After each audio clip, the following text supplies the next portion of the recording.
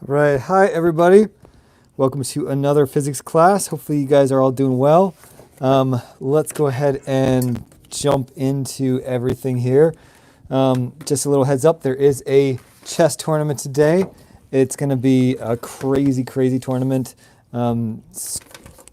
Crazy house rules, all that kind of stuff. Anyway, as we get started here, we're going to go through the homework you guys had, the different problems on it, formative assessment, and then we're going to talk about something new today. We're going to talk about conical mirrors.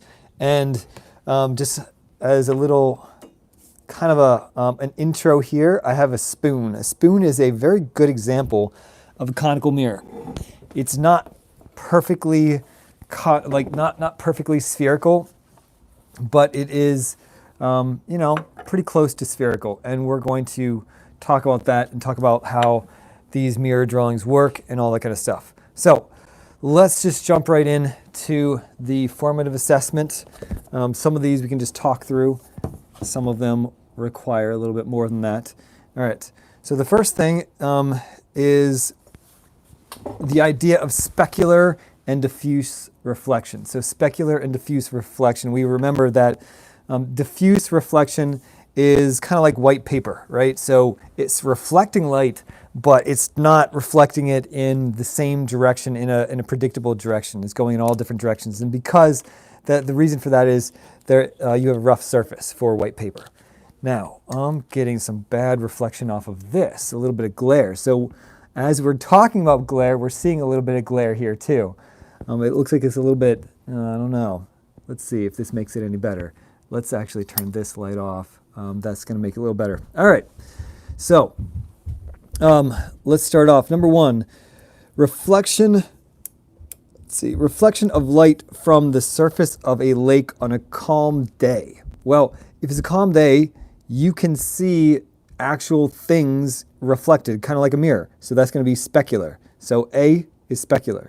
B, reflection of light from a plastic trash bag.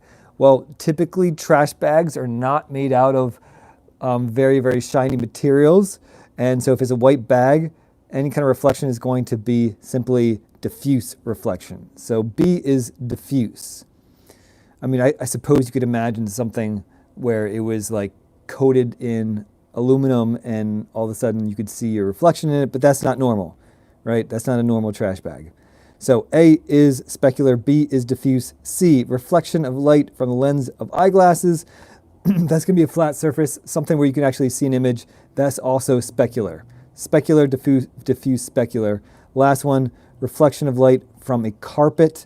So that, of course, is going to be diffuse. Okay? Specular, diffuse for those. All right. And let me see. I can't see my comments right now. Let me see if I can find where in the world the comments are. All right. If you guys have any, oh, here we go. Adam's here. How's it going, Adam? Jeremiah's here. How's it going, Jeremiah? All right, cool. Number two. Suppose you are holding a flat mirror and standing at the center of a giant clock face. And this is one where it's actually nice to build, to actually draw a drawing for this one. So hi, everybody.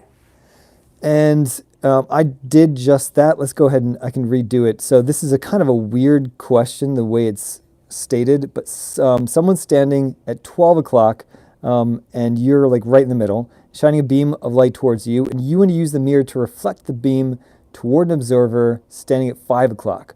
What should the angle of incidence be and the angle of reflection? So this is kind of the idea. You have let's see, a clock face. You're right in the center. There's somebody at 12, and let's just write these. So this is 3, this is 6, this is 9, all right? And you want it to go to the 5 o'clock, right to the 5 there, okay? So if you want to reflect from here to there, you need to somehow orient your mirror so that the light is going boom here and bouncing to the 5 o'clock, all right? And so when that happens, you want to know, okay, what's the angle of incidence and what's the angle of reflection? Now, before we even calculate this, we know for a fact that that angle of incidence must be equal to the angle of reflection. Okay? That's an absolute given, right? So that's the law of reflection. So the angle of incidence is equal to the angle of reflection. All right? In addition, how do we actually calculate it? What is that angle of reflection? And this is where it can get a little confusing sometimes, but what we're talking about is we're talking about the angle that is, if this was a, let's see, let me orient it this way, and you had some sort of flat surface here, and we want to know right here, you might be wondering, okay, is this the angle of incidence or is this the angle of incidence? Is this the angle or is this the angle? And that's going to make a difference as to how you answer the question. And so the answer is actually this right here is the angle of incidence and this right here is the angle of reflection. And if we can figure that out, we can just get the total of this big angle here and then just divide by 2. All right? And so what that total is going to be, the angle from 12 down to 5, if each of these is going to be 30 degrees, right? So 1, 2, 3, that's 30, 60, 90, right? And then down here is 120 and then 150, okay? Or you could do 180 minus 30 is 150. So the total angle is 150, and so you could say angle of incidence plus the angle of reflection is 150, so they both equal 75 degrees. And that's your answer for that one, okay? All right, question here. This was confusing. Yeah, that was confusing, definitely. I'm not gonna lie, that was a totally confusing question. I had to read it twice before I could answer it myself. So if you got it wrong, that's okay. And if you thought for maybe it was this angle and this angle, that's okay. But you just need to reorient yourself and remember, okay, what does the angle of incidence means? It's talking about this angle that it forms between the light and this 90-degree angle up here. Okay, that's the angle it's talking about, not between the horizontal and the light. All right, so that can be confusing. Although, in all honesty, this angle is also equal to that angle, but this is just how they've defined it. Okay. All right. Yeah, so they both total 150 simply because of what a clock is, right? Going from 12 to 5. Keep on flipping this. Going from 12 to 5 is 150 degrees, right? And you don't just divide by 2 to find it. And yeah, exactly. You just divide by 2 because they must be equal. And because they must be equal, you can just divide by 2. That's why. So that was a little weird. Probably one of the harder questions that we had in our homework.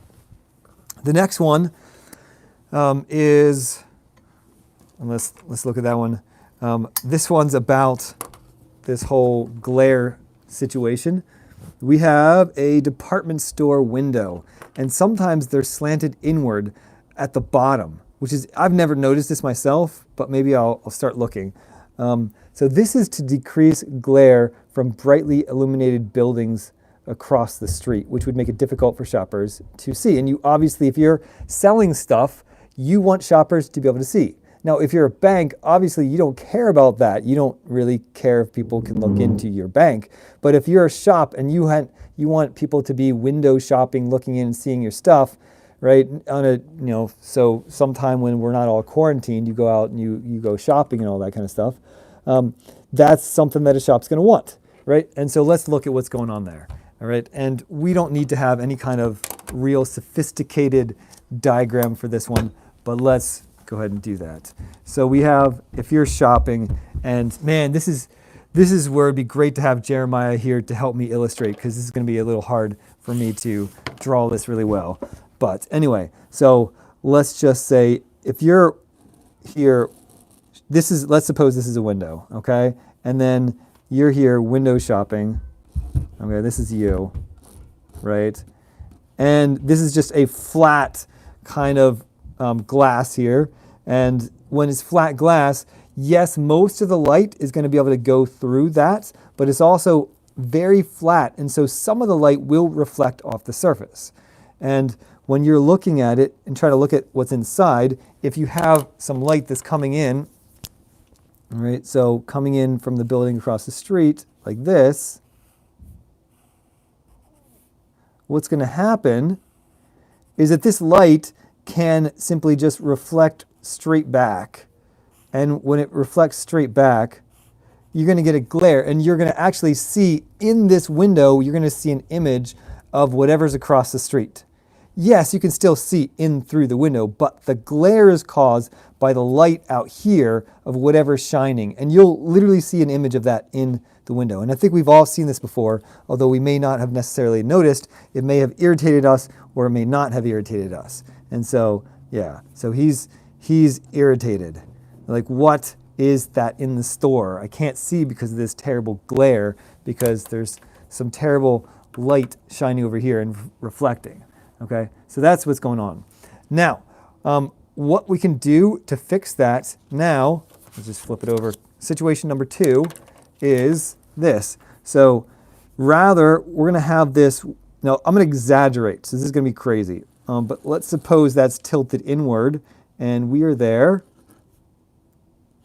Our head all of a sudden got smaller. Sorry about that. We're there looking, shopping, because we're allowed to go outside again. And what's happening is the light is coming across the street from that really bright building across the street. Very annoying, right? Here's the light coming in. And now, instead of simply reflecting back, that angle of incidence no longer is 0. So if we look at the other situation, right, our angle of incidence is 0, so the angle of reflection is going to be 0, so it's going to bounce straight back. But if we change it and we now cause an angle of incidence like this, now this light here is going to reflect down some. Okay, it's going to hit there, it's going to reflect down some. And I know it's a bit exaggerated, but if we notice, if we turn this sideways, that's exactly what's happening, right? And so if we look at the 90 degree here, that your angle of incidence is going to equal to the angle of reflection, and it's going to cause this light to go down if the window here is slanted inward. And so that might help. I suppose it does help. Somebody must have figured out that it does help, because I'm sure that these special windows are going to cost extra money in order to get them to work, because they need to be, still strong enough to withstand any kind of, whatever situation of somebody bumping into them. So that's going to be a little bit more expensive, so it must work somehow. All right. So that's that situation. Let's see what we got next. Photograph. I don't know. I don't think we really need to look at that photograph, but here we go. So which photograph was it? It's 13.2.1 shows multiple images that were created by multiple reflections between 2 flat mirrors. Okay, where is that? I don't know. Oh, this one. That's pretty cool. Look at that, right? Get that glare off. All right, that's pretty cool, right? So we've got all that. So what can we say? We can say that basically those 2 mirrors were practically facing each other. And they're practically facing each other. That's why you can get that. It keeps on bouncing back and forth. There must have been a slight angle there so that so it wouldn't be completely on top of each other, but they must have been quite more or less just facing each other, right? There.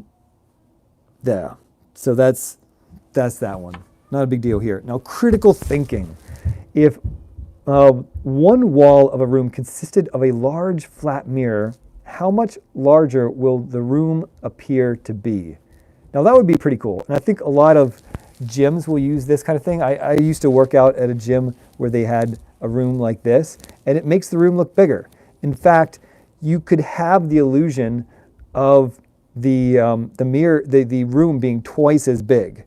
Now, your mind will probably adjust for that, and so you won't actually feel like it's twice as big, but the illusion will be that it's twice as big.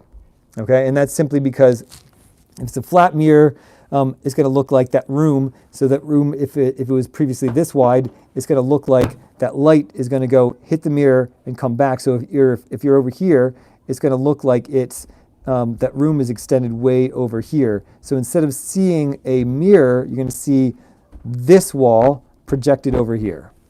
Okay? All right. Question, if there's a mirror only on one side of the wall, wouldn't it just reflect the exactly. And that's what's going to happen. So actually, let me just draw this. So here's your room. Okay? And we have, on this room, we have this special mirror. The whole wall is a mirror. Now, once you put other things in the wall, all bets off, and your eyes are going to see those things in the wall. It's going to, it'd be fairly obvious. Now, you're also going to see yourself in the wall, so you're going to know, okay, there's a mirror there, right, because you see yourself. But let's suppose you didn't see yourself, and you didn't feel like it was strange that everything on this side of the room was also over here.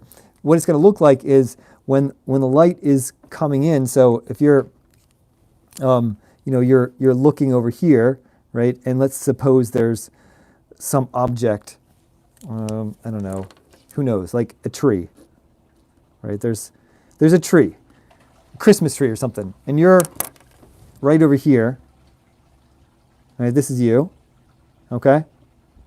And you're looking, okay? You can see the tree there, but if you look in the mirror, you're also going to see a tree over here on the other side of the room, even though it's not another side of the room. It's going to appear that the room is literally twice as big because that light is going to hit the tree, reflect off the tree, hit the mirror, and then go to your eyes. And when it hits the mirror and goes to your eyes, it's going to appear as though it came from over here.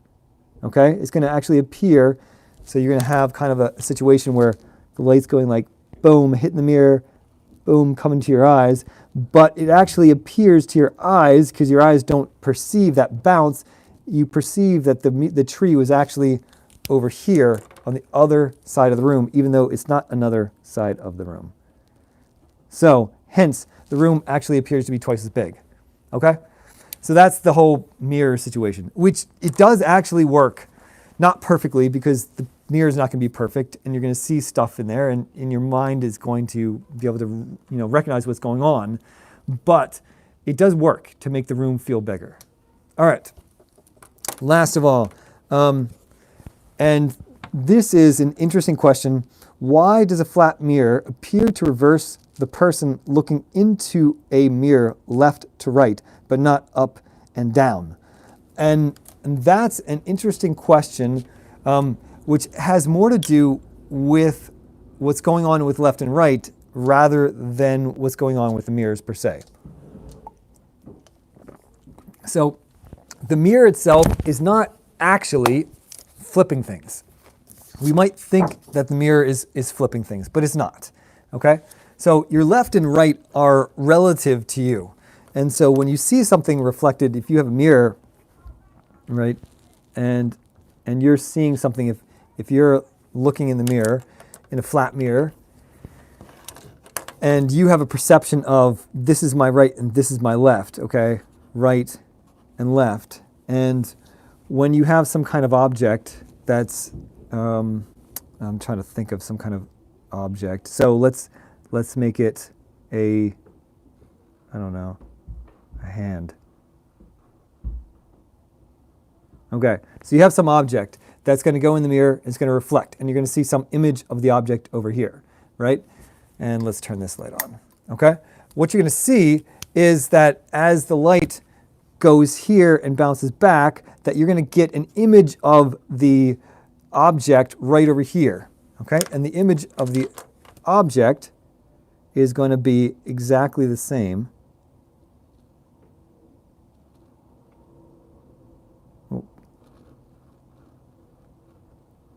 There. All right, so you're going to get exactly the same as the object, okay? And in all honesty, the left and the right, they're not flipped. It's your perception of what is what that's being flipped, okay?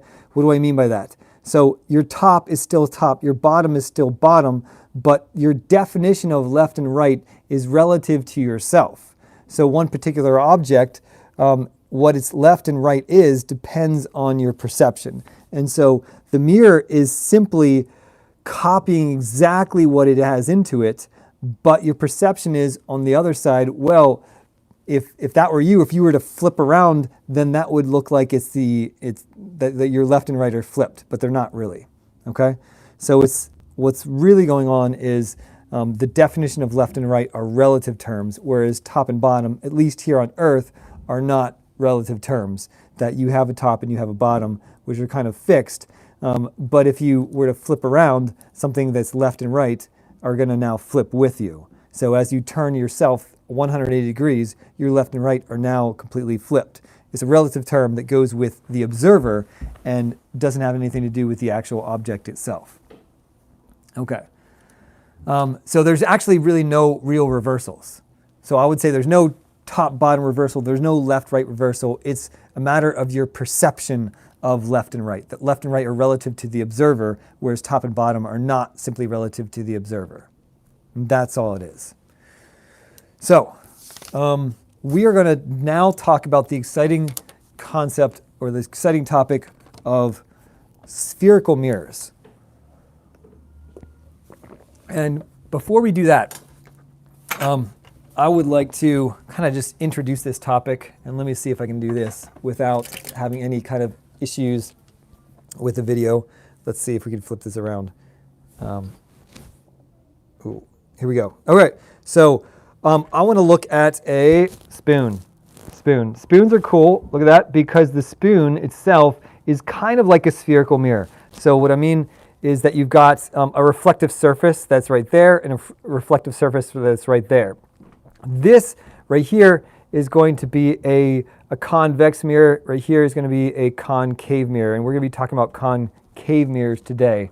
I may have mislabeled it on the video. I don't remember what I said, but we're going to be talking about concave mirrors today. So we're going to talk about the inside. So I want everybody to do this, not right now, but at some point today, I want everybody to look at a spoon. Now, when you look at the spoon, you want to try to check this out because it's kind of a cool effect. All right, let me see if you can see, look into the spoon. All right, when you look into the spoon, right, you can see yourself, and right at this point in time, I can see myself, I can see my entire head, and it's upside down, okay? It's totally upside down, all right? Or I am totally upside down. It's flipping top and bottom when I look into this spherical mirror, unlike a flat mirror. But if I bring it close, I bring it close, at some point in time, like right around here, the image goes away, and I see nothing. And then I bring it closer, all of a sudden, I see my eye, like the eye of Sauron, like I see my eye, and it's not flipped up and down. You have to bring this the spoon super close to your eye. Your eye will not be flipped, it'll be right side up, and it's huge.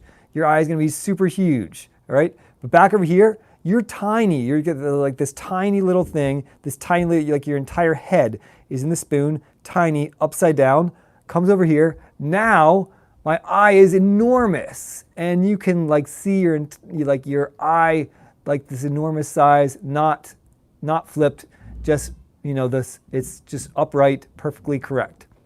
Now those mirror, okay, and so we're going to deal with those, and you're going to have to talk about them in your homework. We're going to go through one example, but I want you guys to actually play around with the stuff that you have at home, so you guys can see this stuff. All right. And I love optics. It's a lot of fun, but if you don't actually get into playing with stuff, it can get kind of boring, and you're just going to be going through equations. Don't just go through equations. You want to actually take the time to look at a spoon or look at a mirror and try it out and see what happens. Okay? So with that said, let's get into the new stuff for today and talk about spherical mirrors in general. Spherical mirrors have their name spherical because they're essentially more or less part of a sphere. Now this spoon is not perfect because it's larger here than it is here, and so it's not going to be fitting all of our equations perfectly, but I think you guys get the idea. So what we can imagine is that you can have some kind of surface or some kind of object that's a perfect sphere, okay? It's going to be reflective on the inside, reflective on the outside. And what we're going to do with that is we're going to cut it, okay? And so we're going to cut it let's say like right here.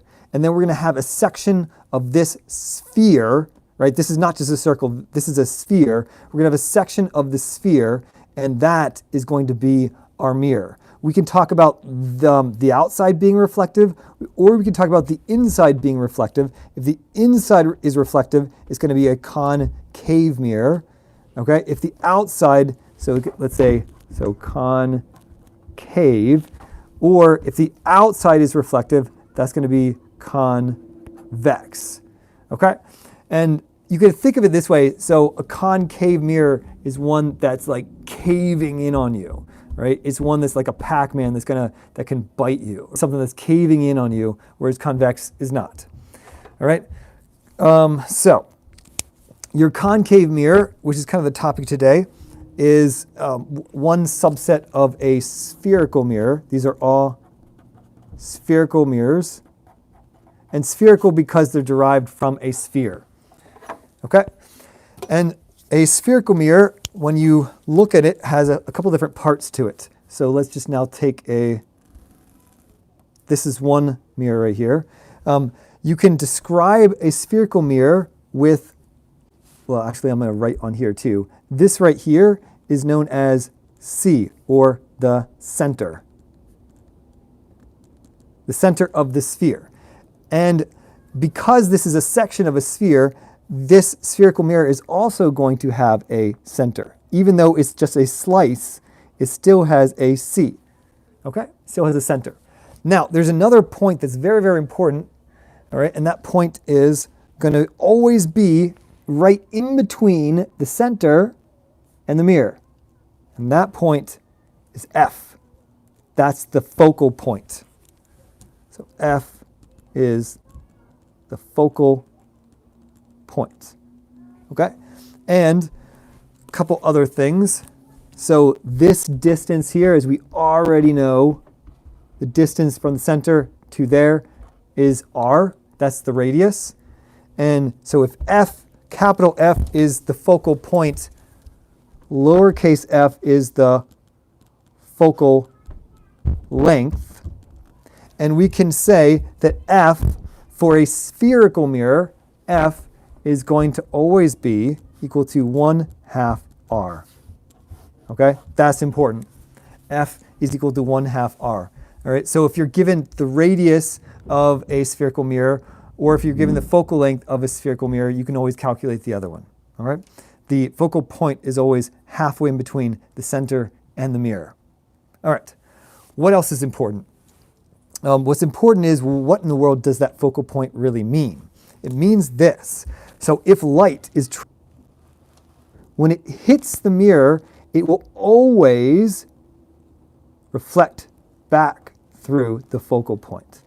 Okay? So if we have another beam of light coming in, it will always reflect back through the focal point.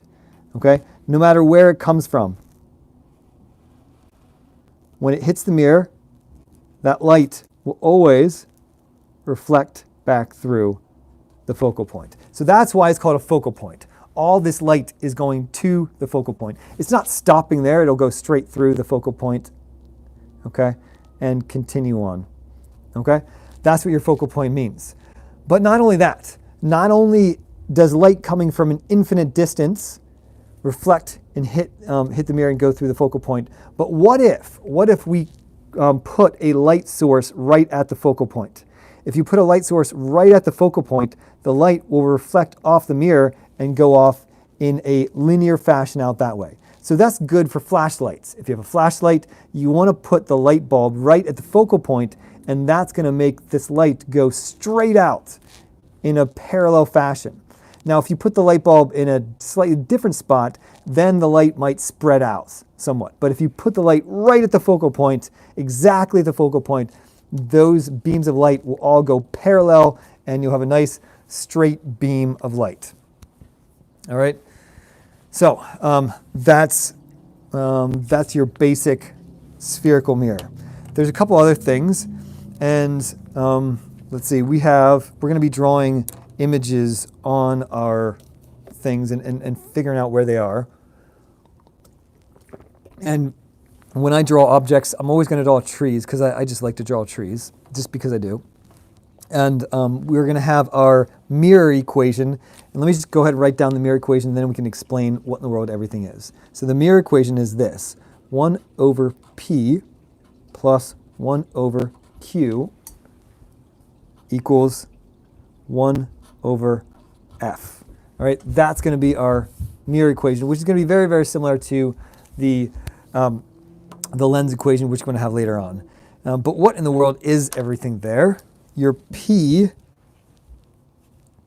is the object distance. So you're going to have some object, whatever it is that you're looking at, that's going to be in the mirror. That's going to be the the real object, the thing. Okay? Your Q is going to be the image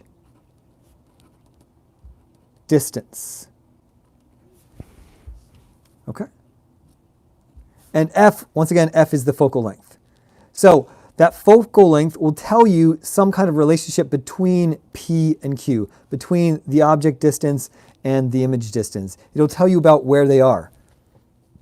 And the object distance is always going to be positive.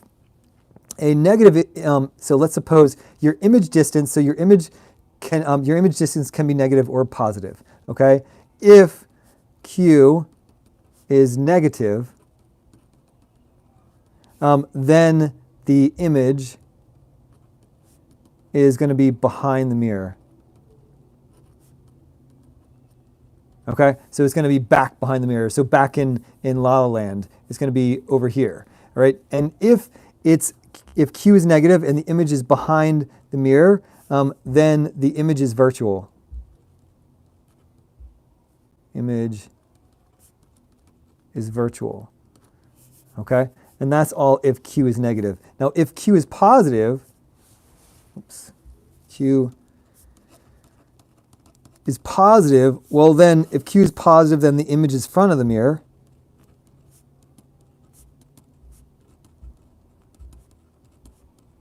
So the image then is in the same space as the object, and the image is going to be real. And you might be wondering, well, what in the world is the difference between a real image and a virtual image? Because in both cases, they're images. They're not objects. They're not things. So what is the difference between a real and a virtual image?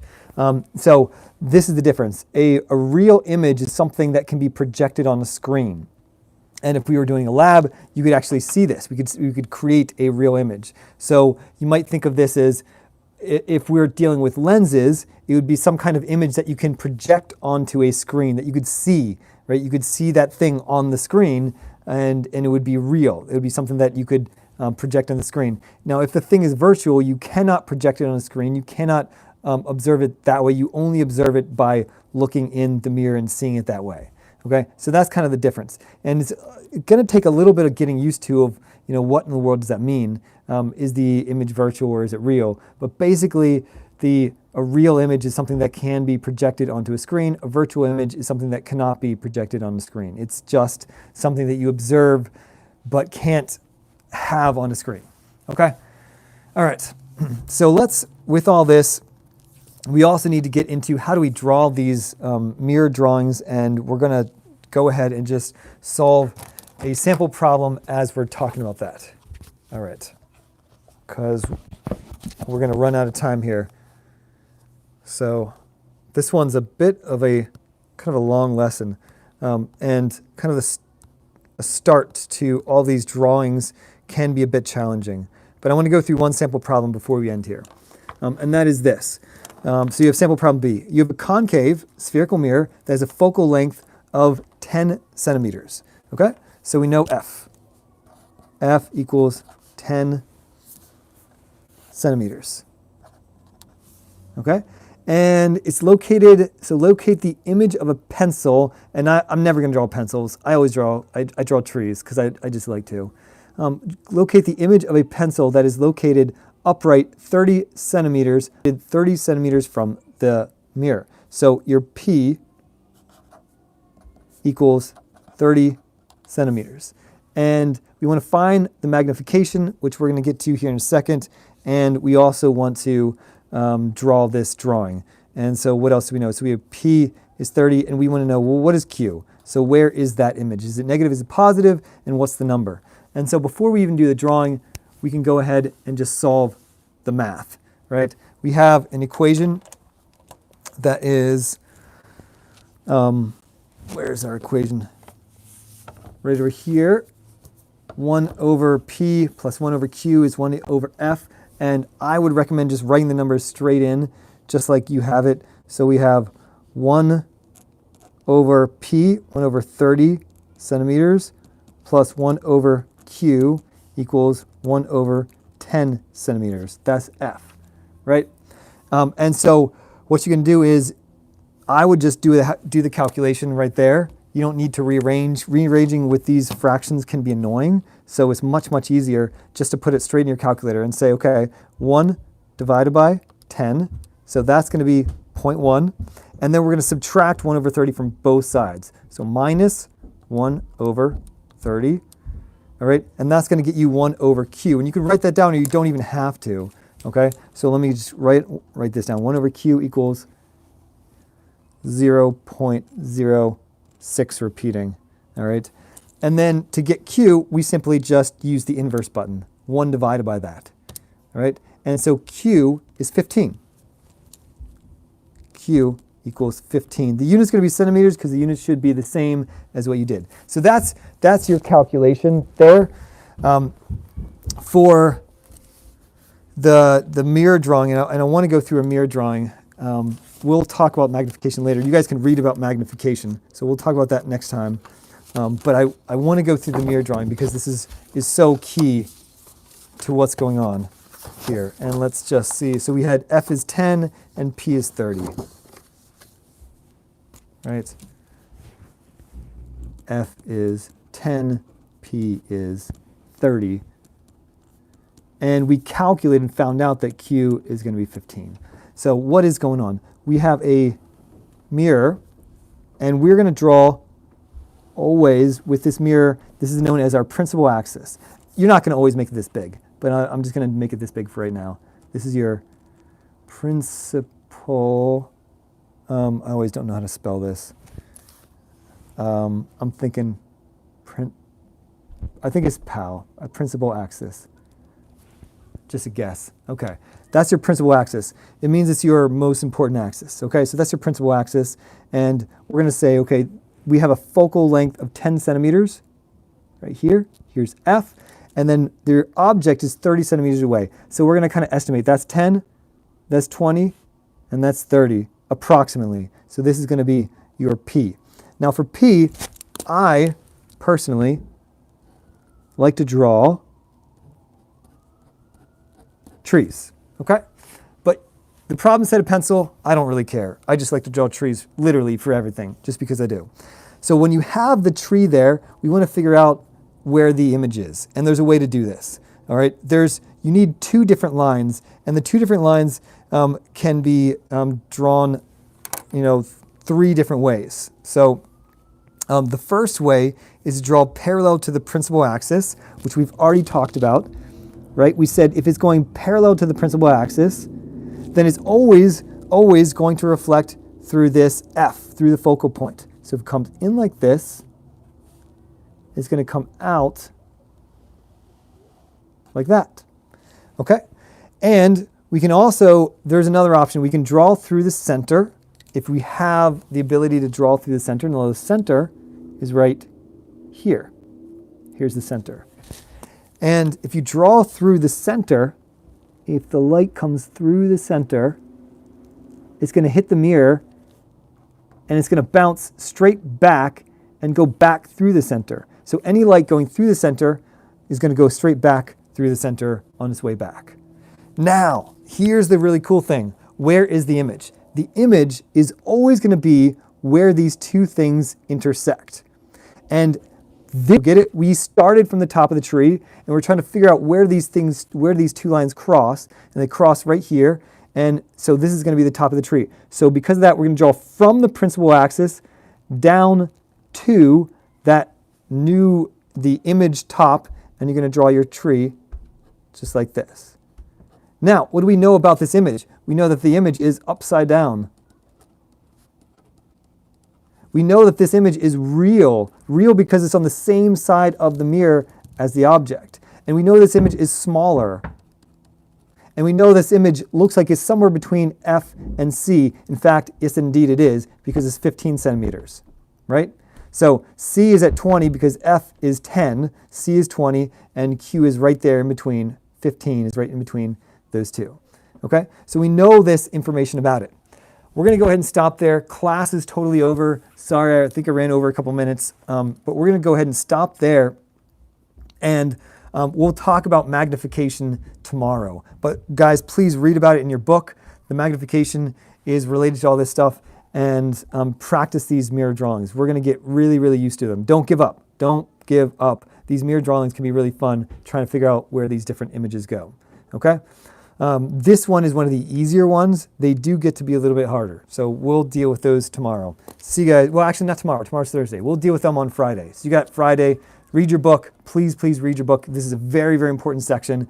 Get started on it well. Spend some extra time on this assignment, and then it'll make all of your subsequent assignments easier. If you spend a lot of time on this assignment, make sense of this, make sense of the mirror drawings, make sense of the calculation, you will be happy later on. Okay? All right. See you guys.